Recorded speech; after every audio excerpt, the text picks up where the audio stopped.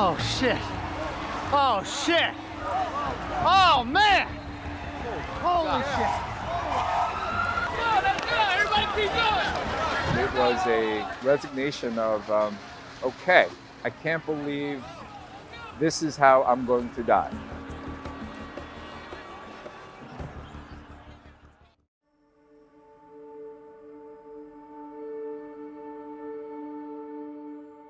At about 8:46, 8:47,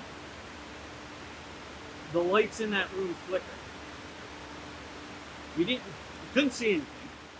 We didn't hear anything. We didn't feel anything. It was just this flicker of lights. Almost immediately, a gentleman from Aon Corporation kind of came into the room and he said, "Hey, there's been an explosion in the North Tower and we got to evacuate." To see these huge black holes through the sides of the building of the North Tower. Flame redder than any red I'd ever seen before in my life, looking up the side of the building. Gray and black billows of smoke just pouring out of those big holes. And my first thought, immediate thought was, my God, how did that pilot not see the building? How did he miss? He didn't miss. And I walked to the intersection of two streets, Chambers Street and Church Street, which is north of the World Trade Center. From there, I could see the damage that had been done to the Tower number 1. From there, I could see what was happening from the street. I could see people waving tablecloths from my windows, from the windows of our restaurant, Windows on the World. I could see tablecloths and napkins, and it was horrible. It was terrible.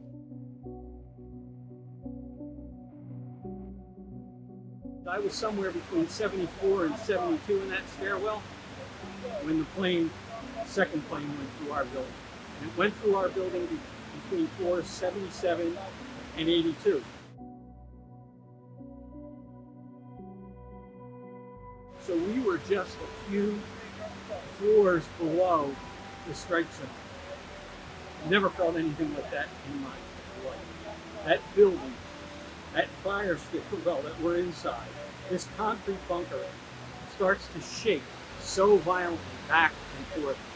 The handrails breaking away from the walls. And that's the chance we had for the first time to encounter the police and the firefighters and the paramedics from New York City and the Port Authority. Just the looks in their eyes. No words, just the looks in their eyes. Oh, the whole story. They knew that they were going up those steps to try to fight a fire that they couldn't beat. They knew that they were going up those steps to try to save lives that they probably couldn't save.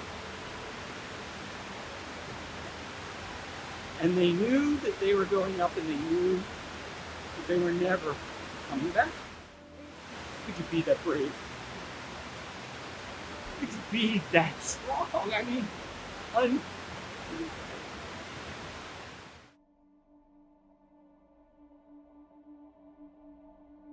You know, we'd already seen what had happened to the Twin Towers, and figured it was going to be a pretty busy day. We're like, this is the safest place to be in the world right now. Why not be in the Pentagon?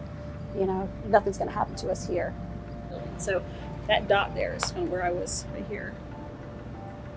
It was a loud boom, and then you felt a shaking. And I did not really process it at that time. I think that we've been told that there was possibly, we were feeling even the wing of the plane as it was moving through. However, for me, it was, you know, it was enough to know you knew something was wrong.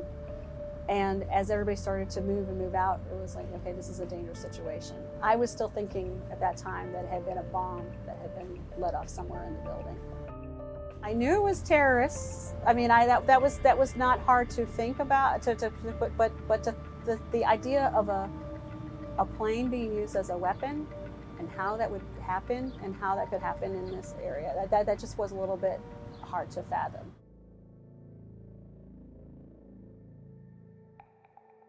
From that point, I was just frozen in time until there was the beginning of the collapse of the first building, the second tower, tower number 2, I should say. And from where I was in the street, I could see the tower being just enveloped in a cloud of smoke. It was as though it was a magic act, how it was just the building disappeared in a cloud of smoke. It was just gone. It collapsed so fast. And with that, people were running north. The streets were full of people running north on Church Street to escape the cloud, the dust, the debris. And then it was pitch black. That's probably the first time in my life I had it wasn't fear, it was a resignation. That's what it was, a resignation of, okay, I can't believe this is how I'm going to die. I couldn't breathe. The air was so acrid. I mean, it was hard to take a breath. I remember using my shirt to cover my mouth, but I was underneath a car. And then the car was parked underneath the footbridge. I was making a mental list of all of the people who could have been there that morning. And it was just crushing me, just to think of who's there, who's not there.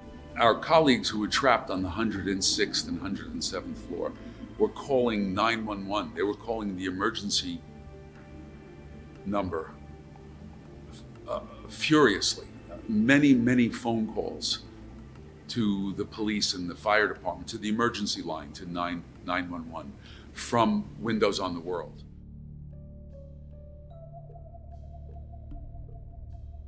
The plane that morning was coming overhead, straight down the flight path. At this point, it was inverted, traveling just under 600 miles an hour. Just before the plane came down, Ed made a phone call to the 911 emergency services. They're not quite sure what the intent was, other than they suspect to help emergency services understand where the plane was. Obviously, the hijacking was well underway. The battle either was about to start or had already started. And the passengers and crew members certainly knew what was going on the ground in New York and in Washington, just from conversations that other passengers had had with loved ones and the United Service Center when it crashed into the ground down there. They were sending rescue crews in case there were any survivors, but there really wasn't anything left. It basically disintegrated upon impact and threw the debris over about a 50 to 60 acre, what we call the debris field, which is now called the sacred ground.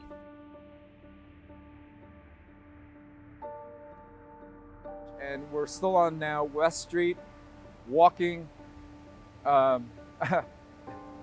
north, not thinking that the North Tower is gonna fall. I don't know why that didn't dawn on all of us, that the South Tower just fell and the next one is I don't know. The scale to us was, this is, and I believe it's your eyes. What you see is reality. And far as I could see was nothing but a debris field. So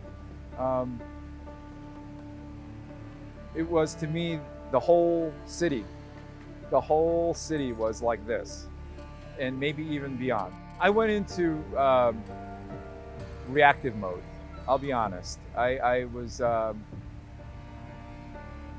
we had a lot to do, there was no moment to reflect, and there really was no moment to take stock.